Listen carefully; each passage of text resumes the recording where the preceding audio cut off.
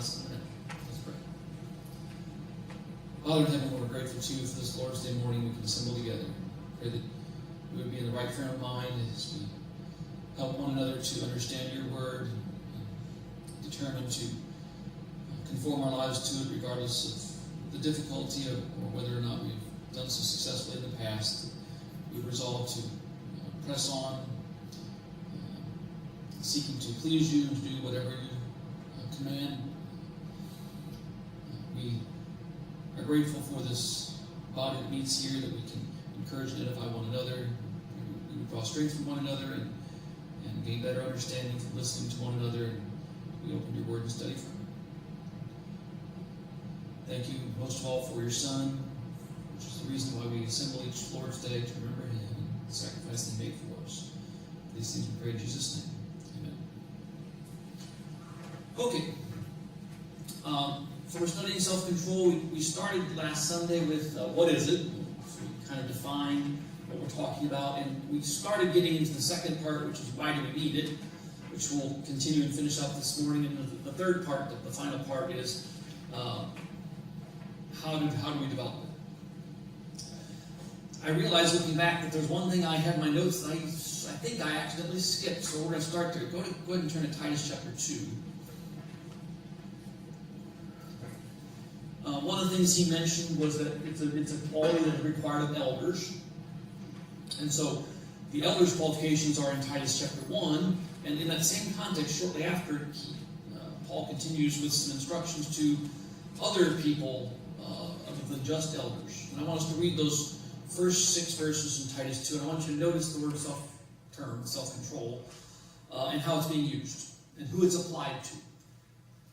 So Titus chapter 2 and verse 1 says, "But as for you," speaking to Titus, "teach what accords with sound doctrine." Let me pause there for just a second. So what he's about to say is this is sound doctrine. This is reliable, important teaching.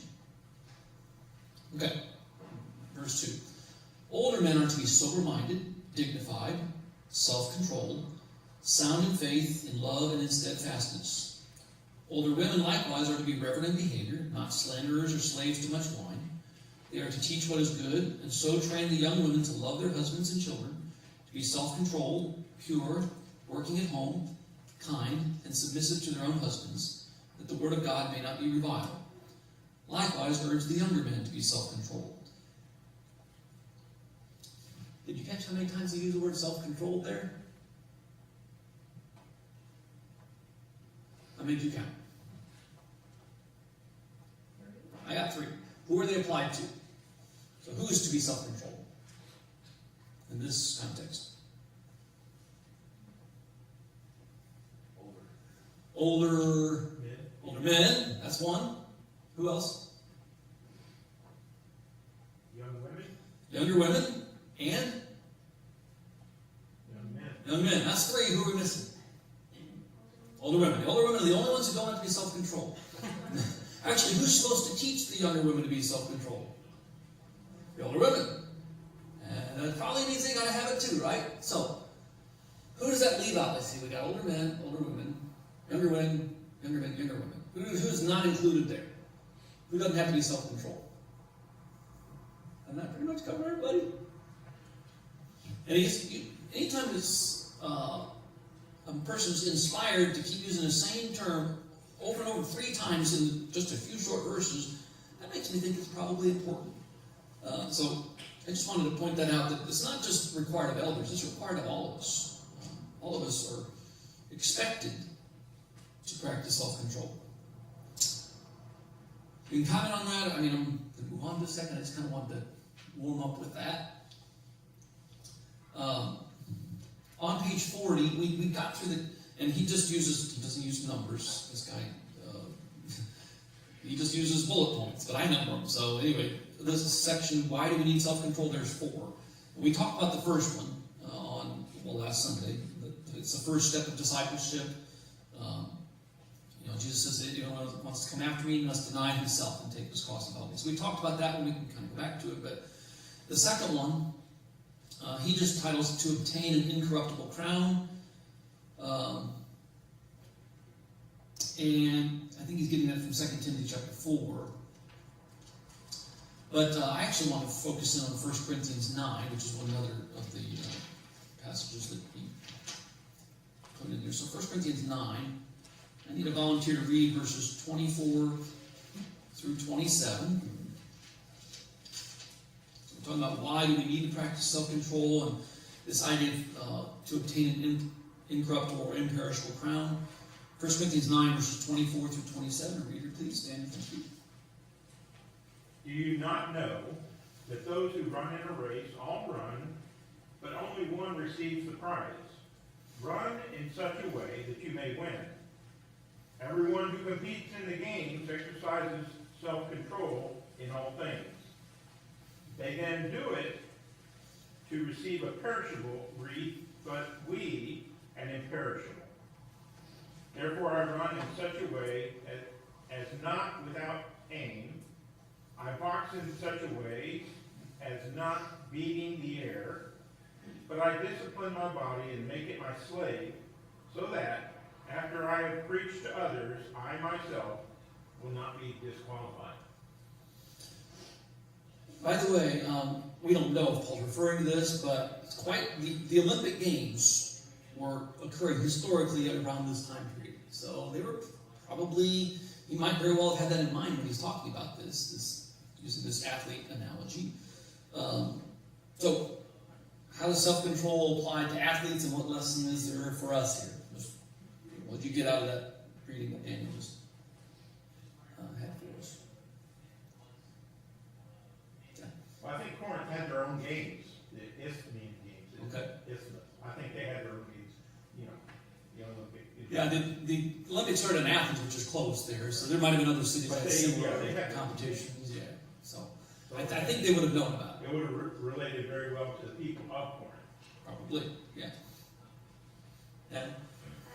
I think it's interesting that he notes that he's not just practicing self-control for no reason. It's not like he's just like punching the air or like running aimlessly, but he's practicing self-control towards a purpose. And so, and he's like the self-control that we practice in everything, like an athlete is towards a purpose. It's not just What purpose is that? random. Well, for the athlete, it's to win the race. Okay. And in the passage that he drew from his book in 2 Timothy, that when he uses like to receive like the crown. Yeah. But It would have been like a laurel wreath, just something that would wilt and be gone in days or weeks. But we for an imperishable crown, one that's going to last. Also, he mentions being disqualified. So I've disciplined my body, or else I might be disqualified. If I'm preaching, people aren't going to listen to me if I'm not practicing what I preach. So I need to, if I want them to listen to me, I've got to be qualified myself. I've got to be practicing what I preach. Okay? Other comments here on 1 Corinthians 9 are just this idea of why we need self-control.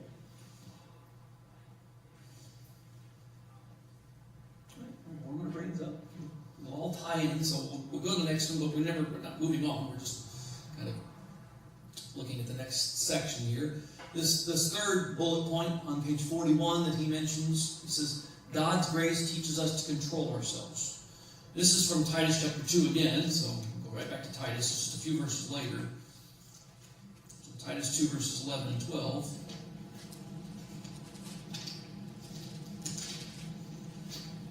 And I'm going to read that since it's only 2 verses. I'm reading ESV. Titus 2, verse 11.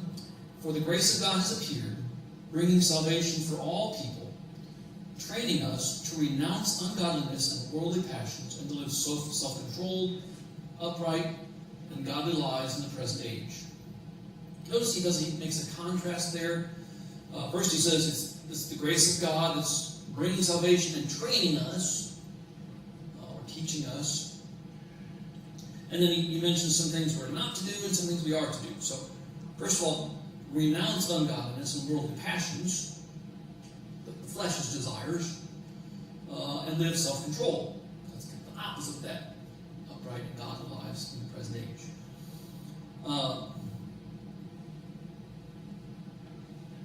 go, I suppose it's close, so I'll just go ahead and go there real quick. 1 Thessalonians 4, what are you thinking about? What comments you want to make there? 1 Thessalonians 4 goes along with this, verses 3 through 5.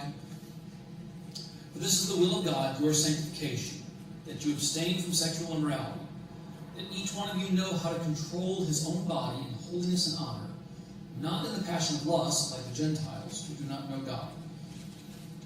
So, kind of using those two passages together, what point is the author trying to make about self-control here and the need for it?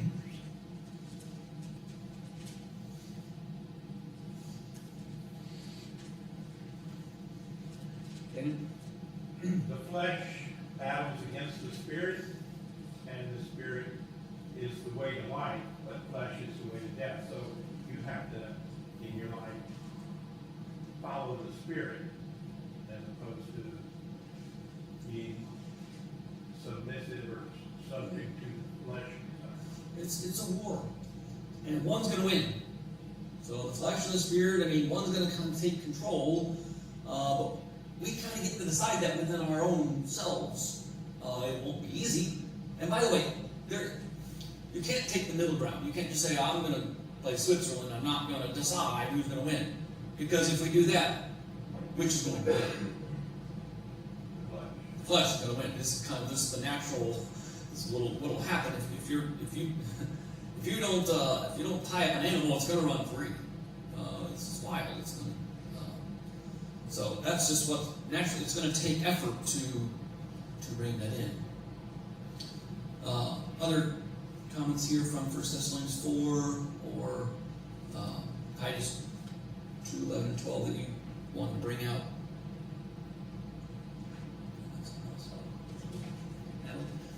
I think also in kind of looking at this, it's like there's a contrast between the worldliness that we're surrounded by and like how we're supposed to live, like sanctified, pure, holy, self-controlled, all of these attributes.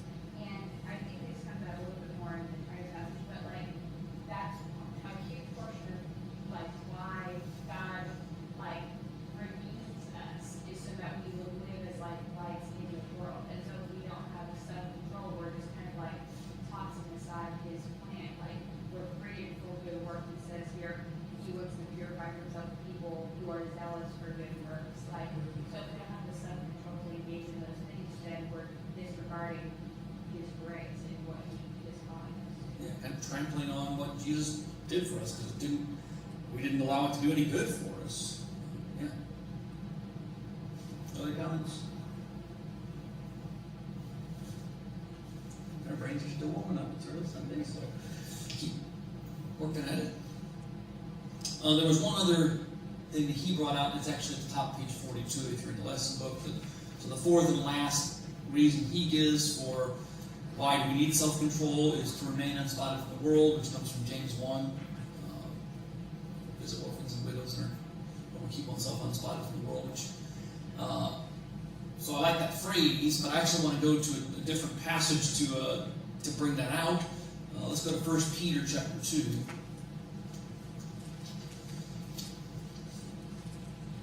So the same idea, just we got the phrasing from James, but we're going to hone in on what Peter says here, 1 Peter chapter 2, verses 11 and 12. And I want to read a related passage to that too that kind of goes hand in hand. So 1 Peter chapter 2, verse 11, Beloved, I urge you as sojourners and exiles to abstain from the passions of the flesh, which wage war against your soul. Keep your conduct among the Gentiles honorable, so that when they speak against you as evildoers, they may see your good deeds and glorify God on the day of visitation. Keep that in mind. In fact, you can just stay there if you want, although I'm going to go to Hebrews chapter 11 for just a second. Hebrews 11, immediately we think of faith. And he talks about several men of faith, beginning back in about verse 4 with Abel and Enoch and Noah and Abraham and Sarah. And then he takes a brief interlude in the middle of Hebrews 11 to kind of make a parenthetical comment. And then he talks about some more people. He goes back to Abraham and Moses. So this middle section here in Hebrews 11, verses 13 through 16. These all died in faith, not having received the things promised, but having seen them and greeted them from afar, and having acknowledged that they were strangers and exiles on the earth. For people who speak thus make it clear that they are seeking a homeland. If they had been thinking of that land from which they had gone out, they would have had opportunity to return. But as it is, they desire a better country, that is, a heavenly one. Therefore God is not ashamed to be called their God, for he has prepared for them a city. We remember that when the promises were made to Abraham, God said, get up and go. Leave your country, leave your father, and go to a place I will show you. And he went. And that took faith. And so, did you notice there's one phrase, or I don't know if I call it an analogy, but one description that's shared in both Hebrews 11 here and in 1 Peter 2. And think about how that applies. Does anybody catch that? What common terminology is used in both? Sojourners also use the word exiles, strangers, I think, or I forget exactly that idea of, well, what is a sojourner or an exile? Just in general. They're wandering around. Do they live there? No, they live somewhere else. They're just visiting or wandering. That's what we are supposed to be. We sing the song, "This world is not my home, I'm just passing through. My treasures are laid up somewhere beyond the blue." That's the way it's supposed to be for us. I'm not going to speak for myself. I'm not preaching at you guys. I'm preaching to me. I allow myself to be pretty comfortable and at home in this world. That's not a good thing. And what made these men of faith, men and women of faith, special is they didn't. They didn't look at it that way. He said they could have gone back, but they didn't. They desired a better country. And that's the way we need to be. And of course, that's going to require discipline, self-control, not enjoying the passing pleasures of sin, as it refers to later in Hebrews 11 with regard to Moses. No, he didn't. He said, I don't really belong in Pharaoh's household, I belong to my people. I'm going to suffer, I forget how it's phrased in Hebrews 11, but I'm there, so I'm going to look real quick. Moses refused to be called the son of Pharaoh's daughter, choosing rather to be mistreated with the people of God than to enjoy the fleeting pleasures of sin. He considered the reproach of Christ greater wealth than the treasures of Egypt, for he looked to the reward. That's what I was talking before. All right, comments, I'm talking too much. So. What did you get out of Hebrews 11 and 1 Peter 2 here that you wanted to bring out? With regard to self-control.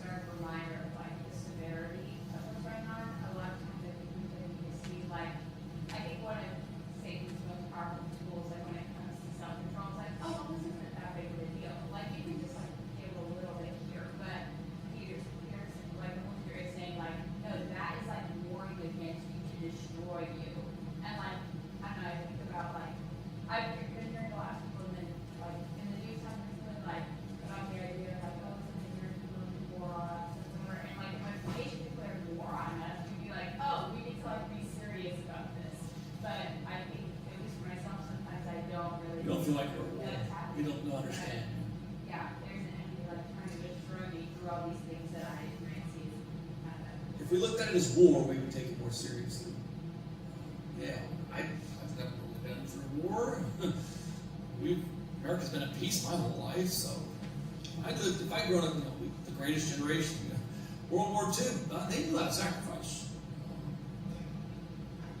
If I'd been drafted and gone overseas and fought for my country and survived somehow, I probably would appreciate the freedoms that we have more, right? Other comments?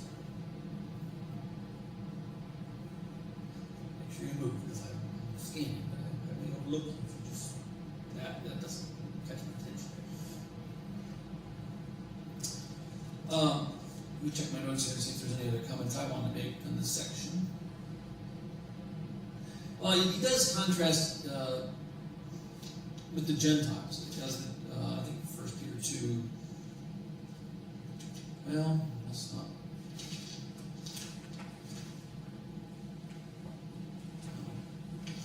Maybe it's back from 1 Corinthians 9. I don't remember now, but contrasting with so he says it's the Gentiles that just live according to their passions. That's one. Okay, it was one of the ones we read. I couldn't remember which one. I can go back to it. And of course, Thessalonians, that's written to Gentiles. But he's contrasting that with, Gentiles are, according to the flesh, are people who are not God's people, have not accepted God's plan. He says, he's contrasting, he's kind of calling them part of the world. We need to be not like that. If we're the people of God, then we don't live according to passions and so on. This next section, which I think, page 42, how do we develop self-control? To me, it hits a lot of the same things, but maybe looking at it kind of from a different direction. So I think we'll kind of tie this together as we kind of wrap up this lesson here. He lists 5, and they're not numbered, but I remember. He lists 5 of these ways in which we develop self-control. The first one he lists is to dethrone self and enthrone Jesus. And he uses this analogy of, I think he saw a bumper sticker or something that said, God is my co-pilot. That's backwards. If God is our co-pilot, we're sitting in the wrong chair. God should be pilot. We're the co-pilot. So who's really in control of our lives is the point he was getting at there. And he also brings up Galatians 2, verse 20, which I think you probably know fairly well, but it's one of my favorites. Paul says, I have been crucified with Christ. It is no longer I who live, but Christ lives in me. And the life which I now live, I live by faith in the Son of God, who loved me and gave himself for me. I think I got that most of the night, just from memory. But so the 2 phrases I want to bring out from Galatians 2 are Christ lives in me, and I live by faith. So he's saying that it's not really me anymore. I've yielded control to Christ. Christ is driving me. I've surrendered control, which is it? Is it self-control or is it Christ control? The point is, it's not us control. It's not our flesh, our physical carnal self that's in control. We've reined it in and subjected it to Christ. That's, I think, the point he's making in Galatians 2. But anyway, you could probably say it better, so someone give it a shot. What comments on this idea here?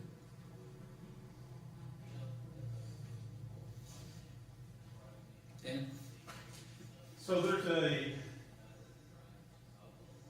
analogy that I had heard in the class a long time ago, that between the horse and the rider. If you've ever rented a horse, go on a little trail, they know the way back to the barn. You don't have to do anything. They go back to the barn. And we have the same type of thing. If you have ever driven in a car and say, I don't remember the last 5 minutes I've been driving because I'm driving wherever and I've done it so many times, it's like the horse is in control in that. And that's analogous to our flesh. But the rider's there, and the rider is to take control of the horse and steer it where it's supposed to go.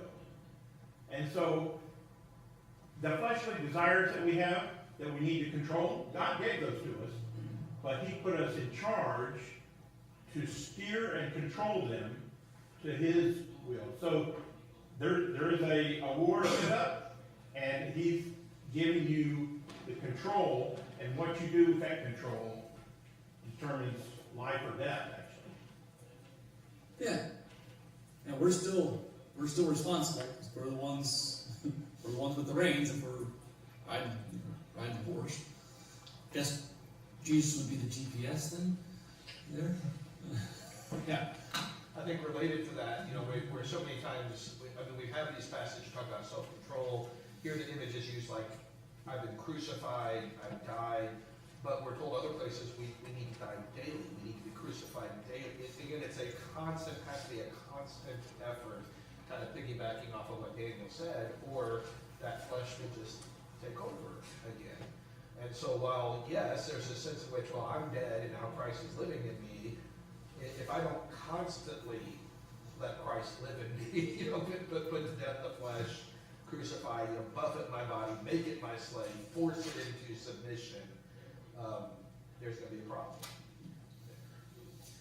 Some of the things you just said will come back when we get to our, kind of the fifth or last point that's closer to it. So they all kind of blend together, that's fine. In fact, really, some of the things I just said in the first one lead right in the second one, which is to submit or choose to yield.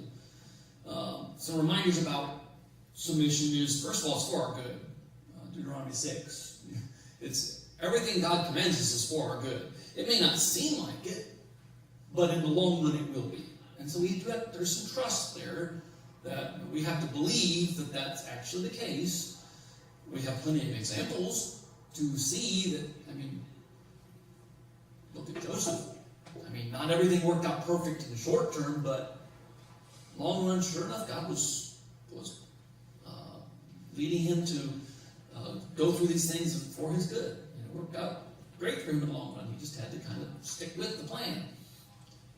I want to bring up James 4. So our last lesson was on knowledge. And as I was studying for this lesson, there was a phrase from James after Hebrews. There was a phrase from what the author had said back in our lesson on knowledge that I wanted to just quote to you in just a second. But he put it along with James chapter 4, verse 17. So I'll read that real quickly. James 4:17. So whoever knows the right thing to do and fails to do it, for him it is sin. And he made the comment, the author did, that knowledge without courage is useless.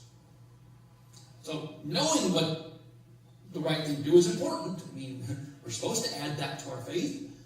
But if we don't do anything with that knowledge, so he calls it not having the courage to live it, knowledge without courage is useless. So I put together a little equation that I'll allow you to critique, because I don't think it's completely perfect, but knowledge plus courage equals self-control. I think there's more to it than that, but I think that's kind of what he was saying, and I think that's at least partly true. We need knowledge, we need to know the right thing to do, but we got to have the courage to do it. And so putting those two together is kind of what self-control is. Knowing the right thing to do and then having the courage to do it. Or the strength, maybe courage not quite right, but anyway, critique that. That was kind of the author and me sort of trying to come up with some sort of formula for it, but it's not perfect. So, what are your thoughts? Yeah. That makes sense, because if you lack either of those things, then, you could not have knowledge and then your self-control would be like what Paul talks about in Colossians. He's like, severity to the body is of no use in stopping the indulgence of the flesh. It's just like people doing things that are uncomfortable for them for no reason. And it's like, well, that's useless. And then, but if you have the knowledge and you don't have the strength or courage to do it, then you're just I can regret that. Yeah, I think you need both. There might be some other things you need also, so there might be some other things we've got to add in there, but that's why I didn't like the word equals. I don't know if it quite equals it, but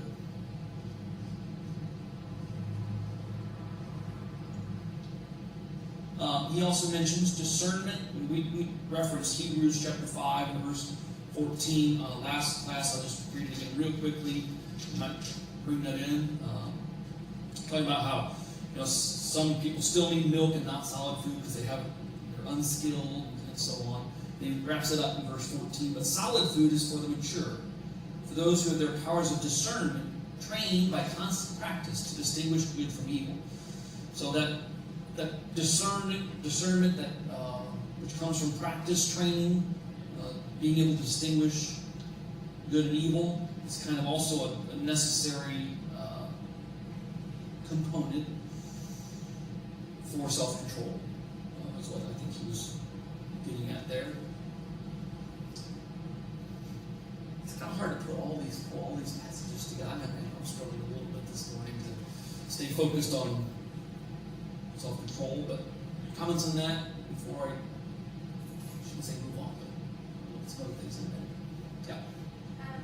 Just, I guess, I was just reading from them other things that are a good supplement to acquiring self-control. And I was thinking about how much of a benefit it is to have a community and other people around you. I was thinking about how you track That's the first thing I thought of when you said that. Yep, absolutely. Yeah. If it was just one student by themselves with no coaches. It ain't that fun to run by yourself. Yeah, they would probably do a lot worse. Yeah. So, Absolutely. and I think it should Paul, even whenever he gives that metaphor in 1 Corinthians, he's like, run so that you can be the one that obtains the prize. Like that one seems like, okay, do by yourself from everyone else. But right before that, he says, I do all these things for other people so that all of us can share in the blessing of the gospel. So, even within that context, I don't think it's forget everybody else, you just run as fast as you can, but it's still about having that community. We're all running our own race, but there are other people running with us. So, yeah, good. That came to my mind also. The next section here, we can always go back, guys. I moved on without you, but he says, view self-control in light of the judgment, and he uses the illustration of Felix from Acts chapter 24, which I really like. So this is one verse. We kind of know the story, but Paul had been studying he'd been under arrest in Caesarea, I believe. Who eventually killed Rome, but anyway, he's kept for years there. In Acts chapter 24, verse 25, he's had a chance to talk to Felix, who's the governor. And it says, that's Felix, as he reasoned about righteousness and self-control and the coming judgment, Felix was alarmed. And then of course he says, when I have a more convenient time, I'll call for you. And keeps for 2 years, and they apparently never did anything about it. But some just say Felix is afraid. What do you think got Felix worried? What's he alarmed about? What's he afraid of? What's he thinking about that made him feel like that? What realization maybe is he coming to? Okay, that's one thing. It's not my way I'm living is not what I'm supposed to be doing. But what else? Big deal. So what? There's going to be a judgment. That could be a problem for me.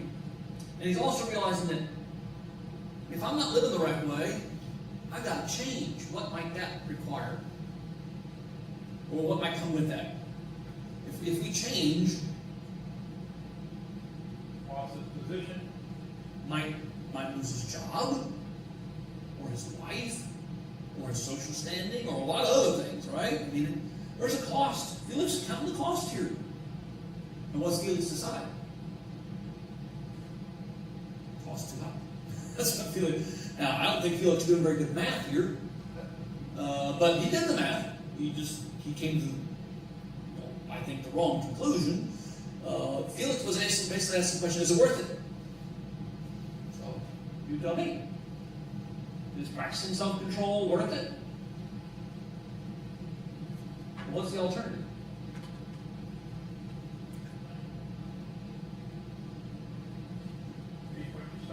Yeah. And what was Felix going to reap if he didn't change? Yeah. Judgment. And not in a good way for him, right? And he knew that. So,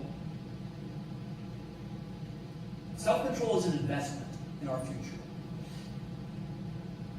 It's delayed. I mean, when you invest something, you're hoping for reward later. You're saving for future use of what you're doing. You're laying up your treasures where you're going to have access to them at some future date, right? But you're kind of not taking advantage of what you could right now. So it's an investment. We see that in Matthew 6, Sermon on the Mount, where Jesus talks about lay up your treasures in heaven, or don't lay treasures on earth where moth and rust destroy, where thieves break in and steal. But lay up treasures in heaven where they're going to last.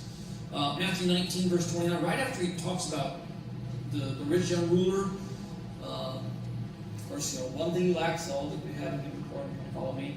And then he tells them that it's hard for a rich man, harder. He compares it to a camel going through the eye of a needle. It's easier for a camel to go through the eye of a needle than for a rich man to enter heaven. The apostles say, who of them can be saved? And Jesus said, well, all things are possible with God. And Peter said, well, we've given up all and followed you. What is there for us? In Matthew 19, verse 29, this is how Jesus answers him. That was the context. Matthew 19. Matthew 19, 29, Jesus says, and everyone who has left houses, or brothers, or sisters, or father, or mother, or children, or lands, for my name's sake, will receive 100-fold and will inherit eternal life. That's, if we're counting the cost, Jesus saying, yeah, you might have to leave, lose these things, family, lands, so that would be wealth, rich and ruler, but when we're willing to do that, which, by the way, takes discipline for sure, takes self-control. I think that's why Felix wasn't willing to do it.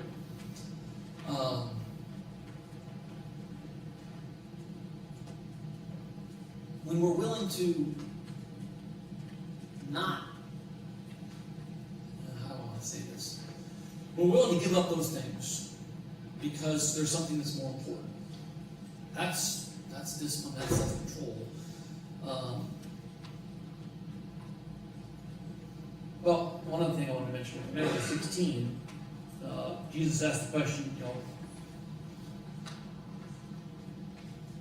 I forget how it started, but if you to gain the whole world but lose your own soul, what does it profit man? To gain the whole world but lose his own soul.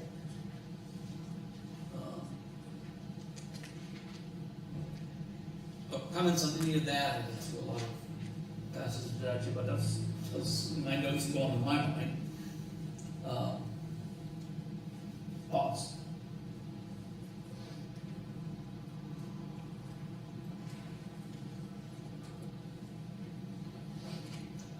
Do animals invest? Do animals think about their future? I don't think they do.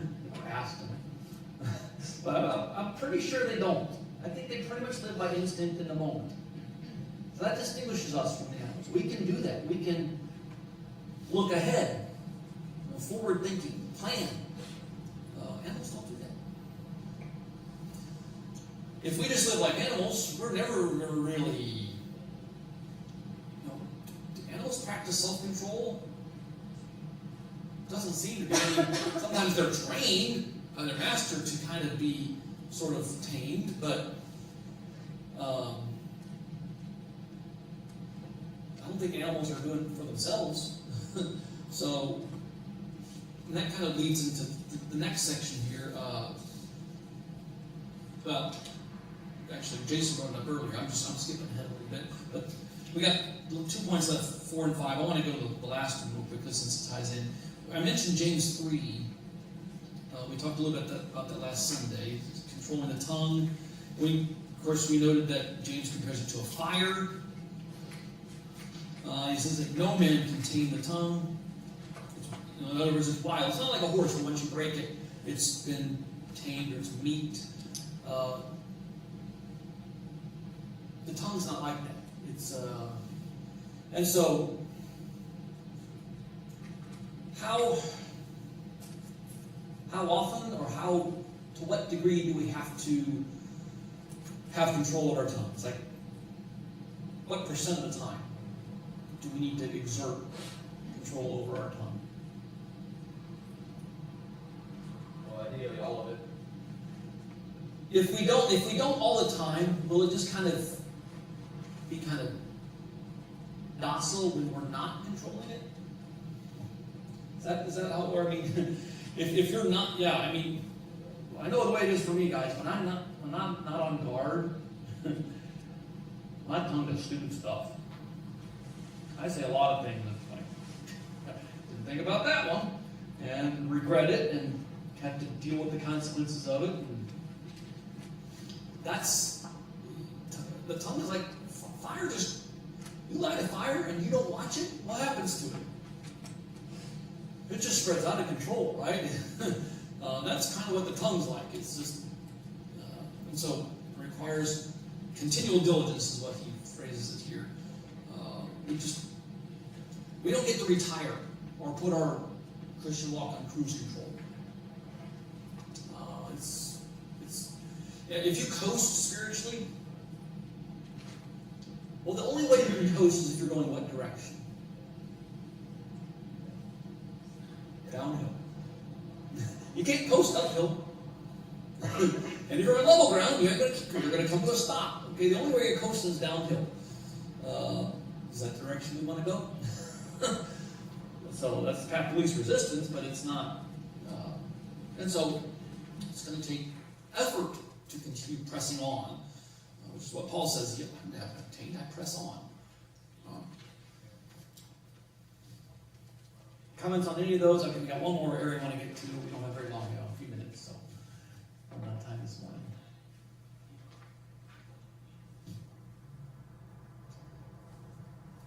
The one other thing he mentions, which I skipped over, but the fourth one was view in light of our influence. He mentions reputation.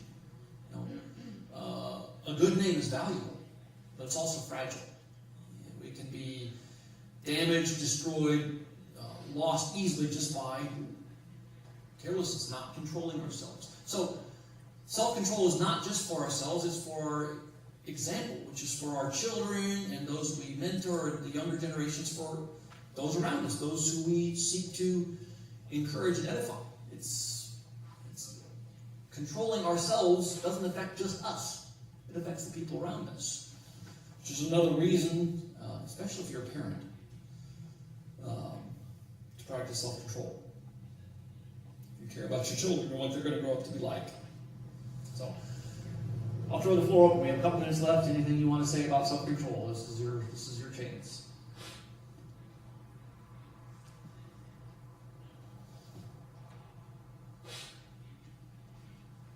I can outwait you.